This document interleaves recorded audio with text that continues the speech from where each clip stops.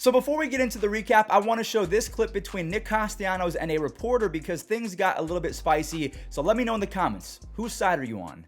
Did you hear the boos there when you struck out and they played the game there? No, man, I lost my hearing. Yeah, man, that's a stupid question. It's not a stupid question. If it's a stupid question, you should be equipped to answer it. All right. I did answer it.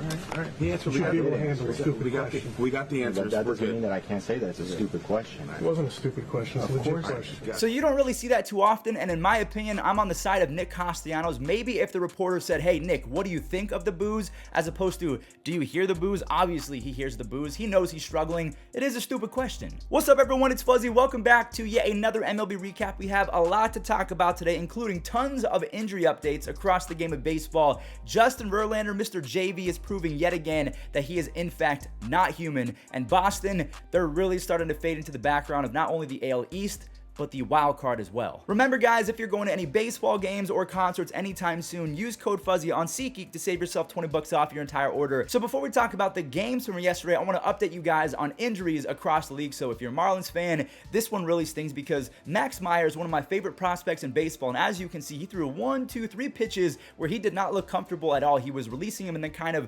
wincing and looking off into the distance. Well, when he finally walked Brian Hayes, the pitching staff came out and they have learned that he has an elbow injury. I don't know if it's going to require Tommy John, but he's going to be missing a good chunk of time. Rafael Devers of the Boston Red Sox, he is going to the IL with a hamstring injury. About the worst news possible if you're a Boston fan. And last but not least, Mike Trout, he will not be coming back when first eligible. He has been out since July 12th with, I think, a right ribcage injury or inflammation. He has a cortisone shot. It hasn't really worked, so he's going to miss more time. I mean, thankfully, Jacob deGrom and Tatis are coming back because, dude, between Bryce Harper and the three guys that we talked about, we're just losing stars left and right. Okay, without further ado, let's go ahead and get into the games from yesterday. Now, I think it's time to not only build a statue for Aaron Judge, but also for Mustache Matty. Matt Carpenter has 14 home runs and 35 RBIs in 89 at-bats. If he would have actually been playing every single game, he would be on pace to shatter every single record ever set because that's how productive he's been. The only problem, though, Matt couldn't save the Yankees from the inevitable, and the inevitable is that the Orioles are here. Cedric and Ali, they carved into the deficit with a few RBI base hits, and Jorge Mateo stole the show. He drove in a run and then used his all-time fast, yeah, he's that fast, speed to run on Aaron Judge. You do not run on Aaron Judge, but Jorge Mateo can because that's how quick he is. Ramon Urias then connects for his 10th home run, and the Orioles are now 47-47, a 500 team. And speaking of 500 teams, I think over the last 32 games, the Yankees are 500. Now, don't quote me on that because I don't know if my math is correct, but I'm pretty sure they're a 500 team over the last month. Now, moving on over to the Royals, I'll connect the dots in just a second. Bobby Witt Jr. came away with a big 3 RBI night, and Brady Singer was nasty. 12 strikeouts against the Rays in 6 innings. I wish the Royals were a little bit better because they do have some fun pieces. Now, one piece that could be moved and why I bring up the Royals after the Yankees is because the Yankees are back to being heavily interested in all-star Benny Biceps. Andrew Benintendi has an insane 390 on base percentage this year. He plays borderline decent defense over in left field. So if you're a Yankees fan, would you want to make that trade happen, or would you sell the farm to get Juan Soto? Let me know in the comments. This 2022 Dodgers team looks downright unbeatable at times, and yesterday it was one of those games. Like, how are you going to beat them when Mookie and Trey Turner both turn on pitches for some taters, and then Julio Urias strikes out 5 over 6 shutout innings? Like, at that point, you only need a few runs, but I guess Gavin Lux and Freddie Freeman know better than me because they know that their bullpen has been a little bit shaky. And like I mentioned, the bullpen has been shaky. They kind of imploded, but David Price closed it out. And I just want to mention that Freddie Freeman, I need you guys to get ready for what I'm about to say. He's hitting .606 over his last 9 games. Like, what even? That's fantasy cartoon numbers. .606. He should not be doing that. But then again, he's Freddie freaking Freeman. Moving on to the Mets versus the Padres. Chris Bassett took the hard L in yesterday's game. He struck out 11, but he gave up 2 runs in the process. And of course, it was Manny Machado. His 16th home run lifted Snell to a victory, and Manny now has a 4.1 WAR on the season. We're going to talk about WAR in just a second because Paul Goldschmidt is doing crazy things. Now, the Cardinals were playing well without their 2021 breakout star, Tyler O'Neill, and now he's kind of starting to look like the 2021 version of himself. He drove in 3 RBIs in this one, and Goldie now has 22 home runs, making his stat line look downright unfair. I mean, the guy is hitting .333 with 22 home runs, 74 RBIs,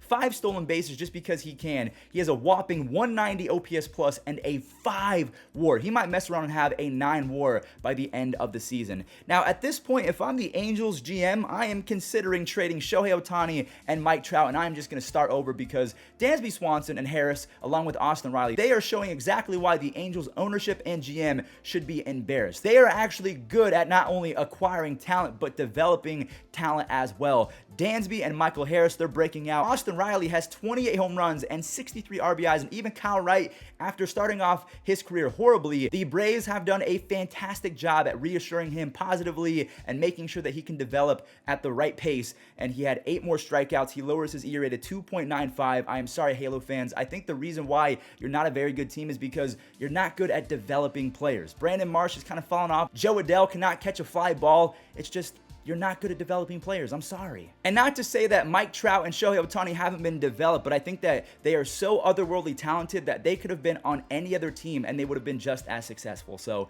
I'm not trying to take anything away from those two guys, but ow. Maybe that is the gods of the Angels, saying don't say mean things about our team, but at this point I have to. Justin Verlander is defying physics, ladies and gentlemen. Not only is he given a 2-0 lead by Tucker and Gurriel, but this dude put on a show, and by a show I mean a science experiment, because he's 39 years old. He was throwing 97, 98, 99 miles an hour deep into the 7th inning. He came away with 9 strikeouts. He now owns an insane 13-3 record with a minuscule 1.86 ERA. Houston is now 63-32. They're right behind the Dodgers and the Yankees, but as I said a few recaps ago, I don't think the Yankees are the team to beat anymore in the AL. I think the Astros have all but caught up to them. Now, moving on over to a game that featured some young bucks that showed up for an old buck. We had the Nationals versus the Diamondbacks. Carson Kelly, well, I guess he's not really young because he's 28, but aside from that, he does now have 5 home runs, and that Paul Goldschmidt trade is not looking the best because Carson Kelly, he's been a little bit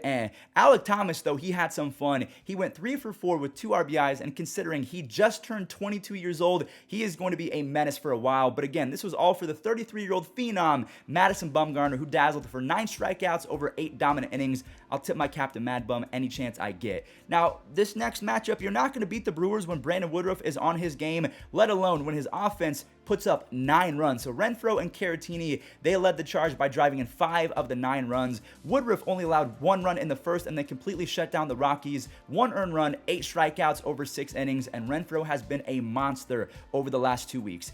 Boston, like I mentioned in the intro, they are on the brink of no longer being a 500 baseball team. Toronto, they didn't light up Cutter Crawford per se, but they had a 3-run 3rd inning, and that was all that Alek Manoah needed. The All-Star who struck out the side in the All-Star game, he was feeling himself. He had 7 strikeouts over 6 innings, and he didn't walk anyone. The Blue Jays are 9-3 against Boston this year. As Boston, they fall to 3 games back of the wild card. Who's ahead of them? The Guardians. That's because Stephen Kwan and Ahmed Rosario wanted to reward Tristan McKenzie for being an absolute force of nature. Tristan had gone 24 consecutive innings without allowing a single run. Now, unfortunately, he doesn't get the W because Cleveland's bullpen, it's decent, but it's actually not the best in my opinion. So the Cleveland bullpen says, we don't got this, and then the offense had a Uno reverse card, and Cleveland's offense said, we got this. Naylor and Kwan, they clutch up, and Clase goes 1-2-3 for his 20th save. Now, in game number 2, yes, this was a doubleheader. Things were all over the place. You got Moncada driving in the first 2 runs. Eloy got into this one. I hope that he can stay healthy because even as a Cleveland fan, Eloy is a generational type power hitter, and Luis Robert, Moncada, I love these guys. Tim Anderson, I like the White Sox and their players. The Guardians actually stormed back to take a lead after a 4-run 7th inning, but there's something about Terry Francona. Maybe Brian Shaw has dirt on Tito because the love affair between those 2 guys is ridiculous. Brian Shaw should be DFA'd by the time that this video goes out. Pollock put Chicago up by 1.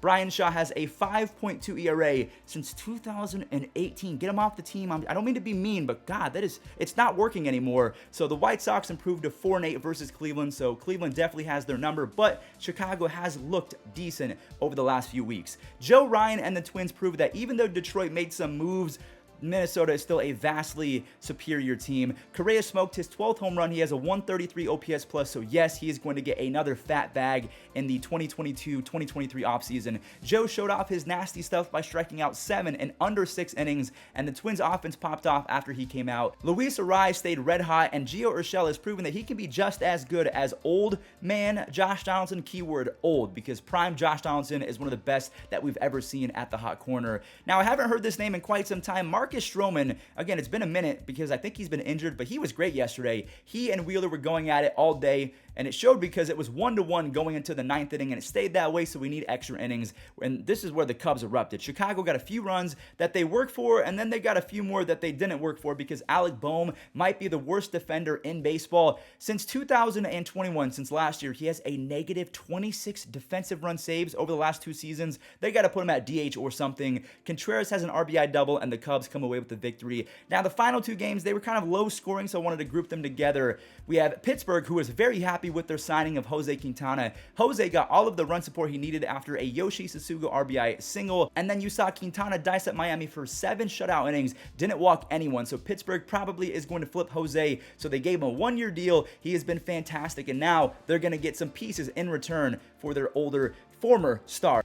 James Caprillion and the A's were helped out very much by the horrific Texas defense. The Rangers, they couldn't touch Caprillion as he went 5 shutout innings, but then the Rangers also couldn't make the routine plays. They had 3 errors in this one, and pretty much all of them led to runs being scored. Zach Jackson closed it out for his 9th save, and yeah, that's it. The A's win 3-1 thanks to the Rangers' Little League defense. Well, everyone, that is going to do it for today's MLB recap. If you are into baseball, or if you want to just save some time because you can't watch every single game, this is the place to be. Leave a like and subscribe, and enjoy the web gems.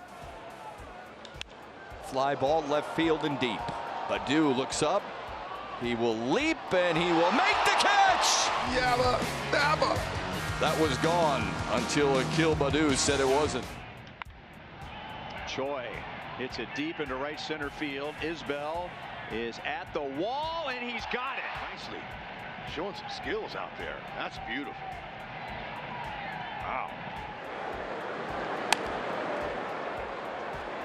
It's a pop up and foul ground that Freeman will catch basket style, leaning over the railing. Well, this is a nice job by Freddie. He gets over there and he finds where he's at. He finds that railing. Ready aligns to right. Thomas lays out and makes the catch. The minute he decided to lean to his right. What a great play. And you got Brandon Marsh playing shallow, so that baseball is getting by. He's back. Sanchez, and then the top of the order. First pitch swinging to shallow right center field, and Riley Green dives and makes another spectacular grab. Laying out for that baseball.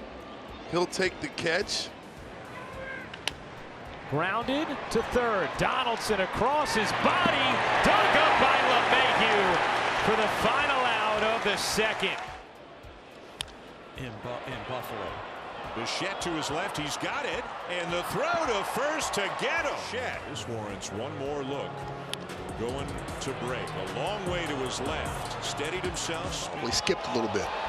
This one is lifted down the left field line into the A's bullpen. Josh Smith, long way to run, and what a play by Josh Smith. Now To make that catch. take a look at this, and navigating in Oakland A's bullpen.